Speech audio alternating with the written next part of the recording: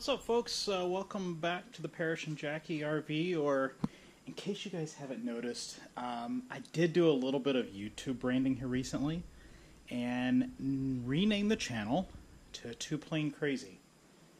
We're working on the whole branding thing, so just stand by. But that's the name of the channel now, Too Plain Crazy, because everybody says that we're crazy for building this airplane, and we are. But so what? We do it together, and we love it. Anyway, back from Oshkosh. Had lots of fun. I discovered that a full week is a little much at Oshkosh, and it was fun. Had a blast. Had fun with friends. Met some new friends. Here was my tent. I slept in a tent, which I haven't done since I was probably about 15 years old or so.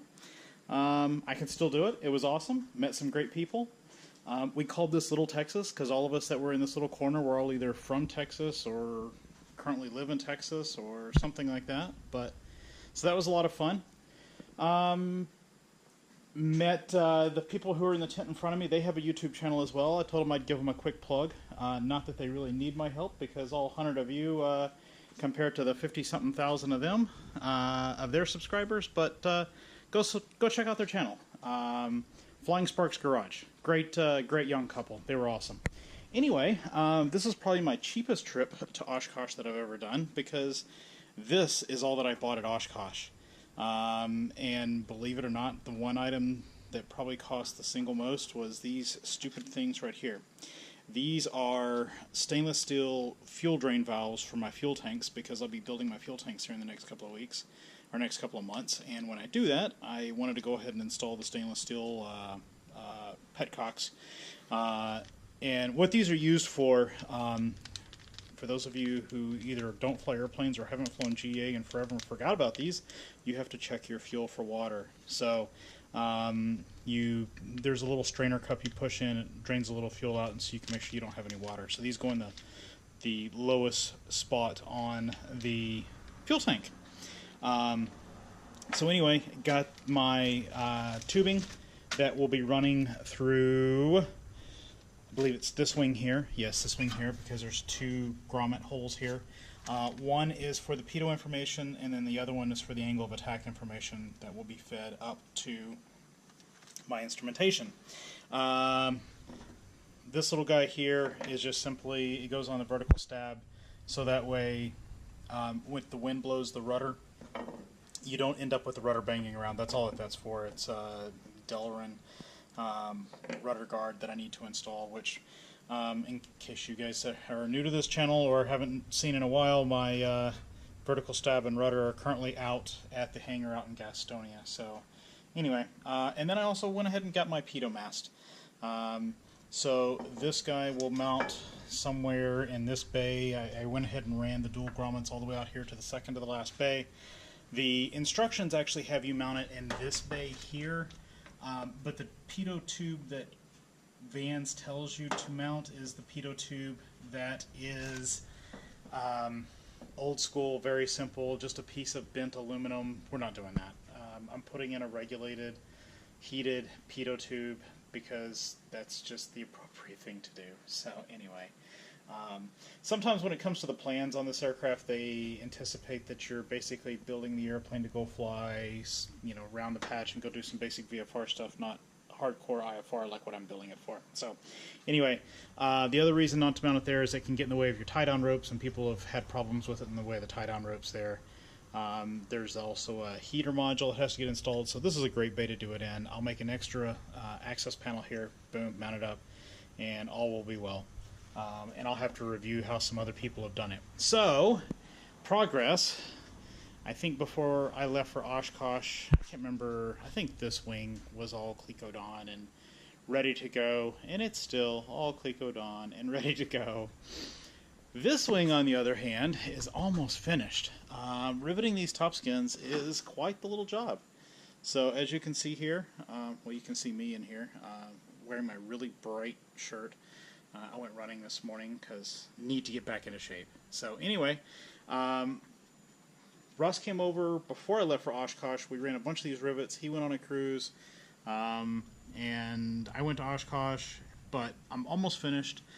He helped me do most of the field here, the center, because when you start this riveting process, I think we started from here at this rib, and then basically spread outward. And so you go up a couple, and do a couple here, and you just jump back and forth. And what it does is it stretches the skin laterally as you're actually doing this riveting, so it keeps it all nice and taut and keeps the wing straight, in theory. And then let me bring you guys around here, and I'll show you guys this side. The top side I could do by myself, the top row of rivets. Jackie was also out here with me. She helped me run probably about 2 hours worth of rivets over a couple of days. The top row I'm able to do by myself because I climb up on the ladder that you guys saw a few seconds ago and can stick my hand in on this back side and can run those rivets without a problem. She helped me do, well, Russ helped me do some of these. She helped me do some of these. These that are here, because these ribs are much closer together, I was able to do these by myself.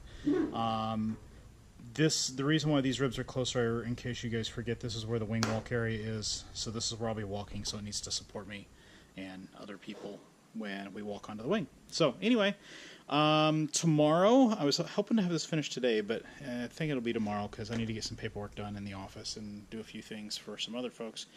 But along here, I can run the rest of these, and then I'll have to get Jackie to help me to run these rivets down here. And then finally it says the last thing that you're supposed to do is do the seam between the two pieces. So I have to do and there's one rib. This one has a rib, this one does not have a rib.